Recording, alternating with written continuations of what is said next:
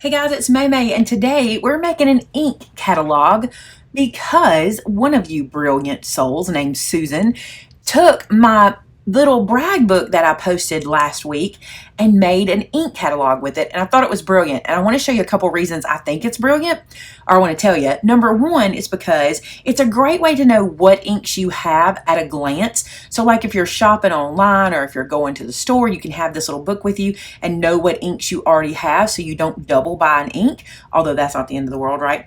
But secondly, here's what I like it for. I like to see my inks on paper or on cardstock before I use them, and this is a great way to do that. I want to show you a little twist I've got that I think will make it work really cool. So check this out. So the first thing I'm going to do is I'm going to decide how many pages I need per ink I'm going to catalog. So I'm going to be cataloging my VersaFines. These are the ones I use all the time, my Claire's. I love these guys. So I want to catalog them twice, once in white and once in craft, but I want my book to be all together. So I'm going to show you what I'm going to do. So using some 8.5 by 11 cardstock, I'm going to cut this down in half and in half, okay? I'm not making this one the same size as my little 6 by 6 mini album. I don't need it that big, and this is more a utilitarian album. So I'm going to cut for myself as many pages of the white as I need. And with my VersaFines, I have 24 of those, and I want to do 4 colors on a page for me to look at. So that means I need that many pages. How many is it? Let me tell you. Okay, so you need to cut yourself as many of this size white as you need for your ink. So my VersaFines have 24 colors. So I'm going to cut for myself 6 of these, and that'll get me the white, but I'm also going to cut for myself 6 of craft. So here's the deal. For me, those are the 2 color cardstocks I use most often, craft and white, especially with my VersaFines, and I want to see what the ink looks like on each page when I'm ready to use them.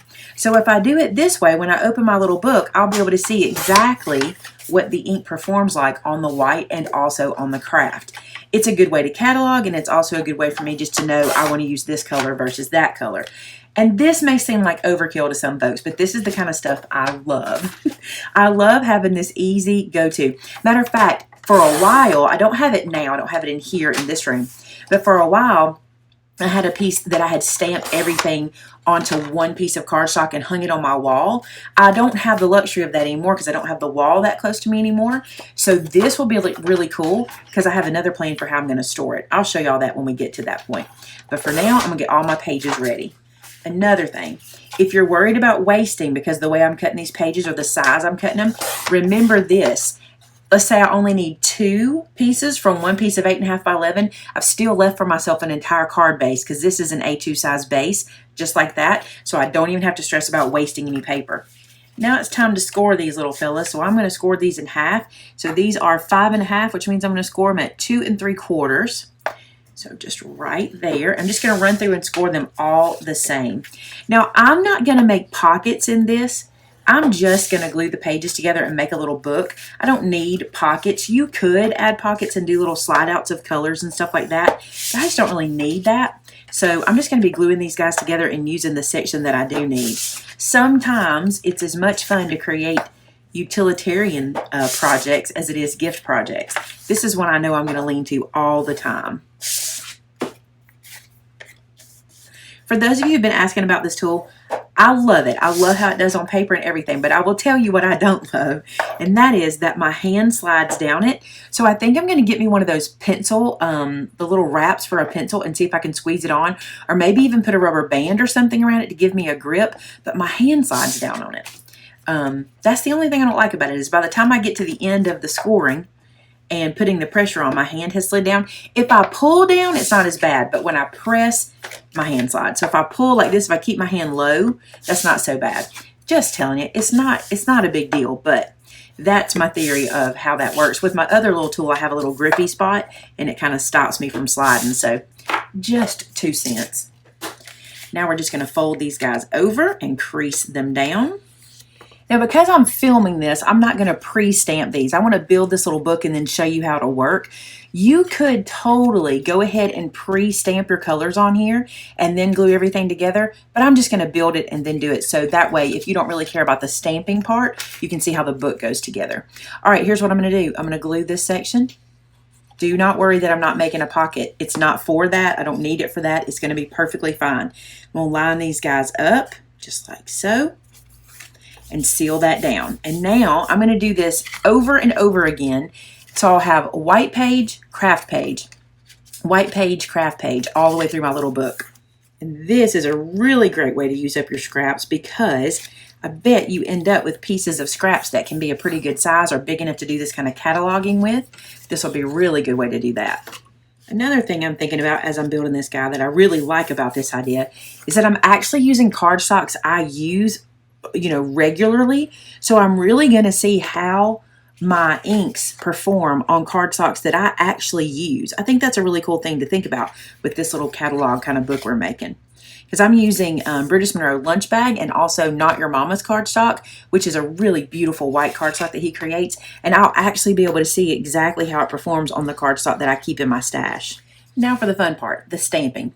So I have my inks pretty much categorized in 4 different sections. I don't have a label on the, oh yes I do, it's backwards.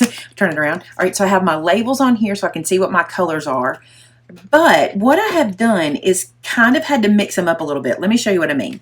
So this is my leftover yellows. So instead of putting them with the orange, which is how I actually keep them on my shelf, I'm going to stamp them with these greens. I feel like these kind of work together. So that'll be 4 that go on a page there together.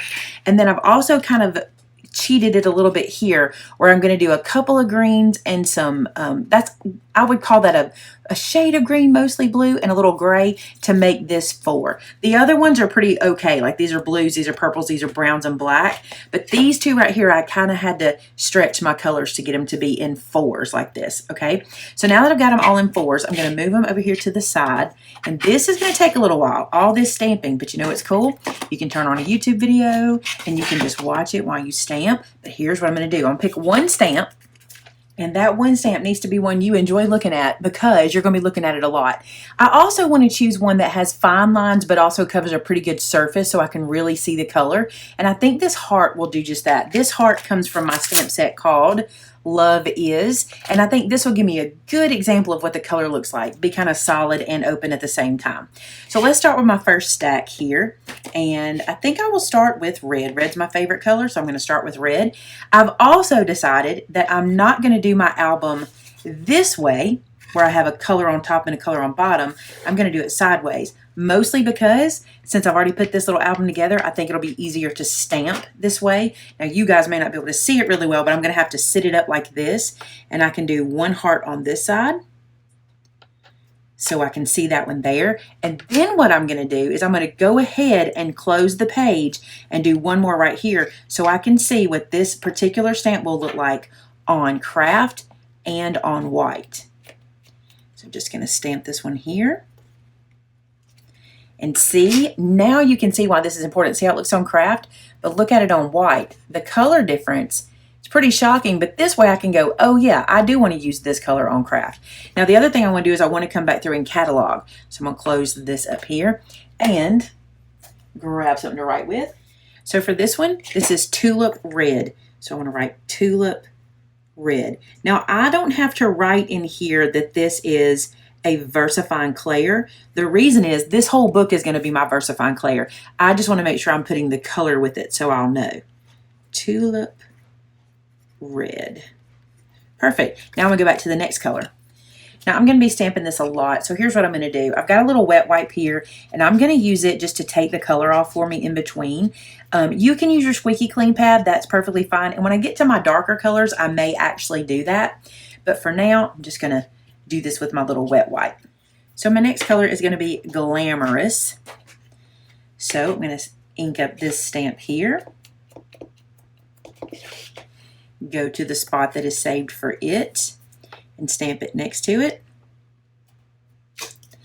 And then I can catalog it as Glamorous. I totally check spelling over and over again. I am the worst at spelling, so I check my spelling over and over because I don't like spelling errors. Then we'll stamp this little guy over here. Cute. Perfect. So now that's 2 colors down, and my little book is coming right along. So check it out. Tulip Red, Glamorous, Tulip Red, and Glamorous. This is cool. I'm going to run through the book and do exactly this for all the colors.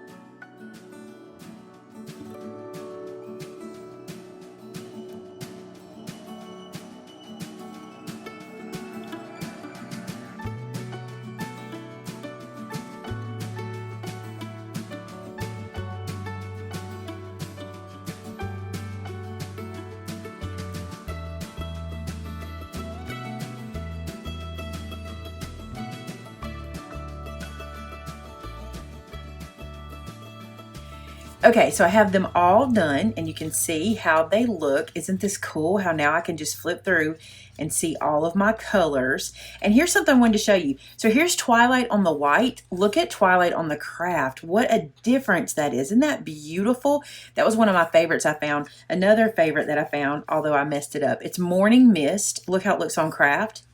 Look at it on white. Isn't it so cool, the differences you see? I think that's really neat. So this is going to be my little book, and I want to put on the front what this is. So let me show you my plan. So I'm using my Brutus Monroe clickable letters. These are perfect for cataloging because you can make anything you want out of them. So I'm just going to get some ink over here, and I've got this to say Versa Claire. Make sure that's stuck together nice. And I'm going to attempt to stamp this on. I'll tell you what I'm going to do so I can get a nice flat surface. I'm going to do it this way. And I'm going to stamp Versa Claire. I don't want to wiggle this, but I do want to give it good pressure. There we go. Versa Claire, and then inks underneath it. Now, full disclosure, I have 2 sets of these guys, so that's why I was able to get this all done in one pass. But if you don't, you can always just you know, use the letters multiple times. So that's my Versa Claire inks. So now I know what's in there. And if I need to decorate it, I can. The one thing I think I'm going to do, I told you I was going to show you how I'm going to put this onto my, here at my work surface. I'm going to run a piece of baker's twine. Let me get some. So I've got some baker's twine here. And kind of in the middle. Let me decide what I think the middle is. Let's let that do that. I think I'm going to go about right here.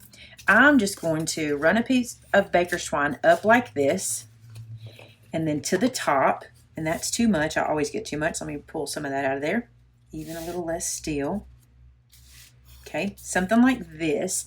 I'm going to tie a knot at the top here. There's half and then the other one. Okay, and I'm going to knot that there. Then I'm going to come down here about this far. Let me cut some of this off here. There we go. I'm going to come down here about this far, and I think I'm going to just make a little, like a loop, like this, but I want it to be kind of sturdy. That may be too much. We'll see. Let's tie a little loop down here. Okay, so up here, and I've got too much baker's twine, I always do, I'm going to make a knot at the top here as well. So I'm just going to loop this through like so. And I don't need all this excess. I'm going to trim that away. I should have paid better attention, but I didn't. Now this is kind of like it'll hang. I'm not done. I'm going to put something around it to keep it closed because I've got it pretty stacked because watch what happens. There's a lot in there, right? But now I can hang this by my inks. So let me decide how I want to close it. I thought about just tying something around it or even just using a rubber band around it. That would be cute too. So for me, I've got this little blue rubber band, and remember, this is just a utilitarian book. It's for me. I'm going to put that little rubber band around it, and then this, using a little book ring, I can hang this on my shelf because my shelves are wire, so I have a little place I can hang this. But you could always sit it beside your inks or what have you, and then when you're ready to do a project and you want to see what ink you should use on which one, you can flip through and see what they look like, or you can take this with you in your purse when you go shopping or have it at your desk if you shop online, like I'm an online shopper, and you can go, oh, I've got these inks. The other thing you can do, which would be super cool, if you're collecting inks, I think this would be really cute. Build your book for all the inks you want to have, and just in here, when you get to a spot and you don't have it stamped, just write the name of the one you want, and then when you get it, fill it in. It'll be like filling in your passport, right? Getting all your little stamps. That would be a fun way to collect inks as well. Good way to do like distress inks because there's so many distress inks that a lot of us want. That'd be a great way to kind of collect them. All right, guys. Thanks so much, Susan. I appreciate you so much for the idea. That was a brilliant idea. I love how this is. I love how the little handle is on there so we can carry it around with us. This is a brilliant idea and super easy and a great way to use up scraps. I know I didn't use up scraps because I wanted to see it on those colors that I use all the time, but it would be a good way to use up your scraps. Hey, thanks so much for watching. If you do something like this, you need to do exactly what Susan did. You need to share it with us. The best and quickest place to share with us is over on our customer gallery at maymaymadeit.com, where we have over 2,000 images using products from our store to give you inspiration. You want to go check that out. Hey, thanks so much for watching. Don't forget to subscribe. Talk to you again next time. Bye-bye.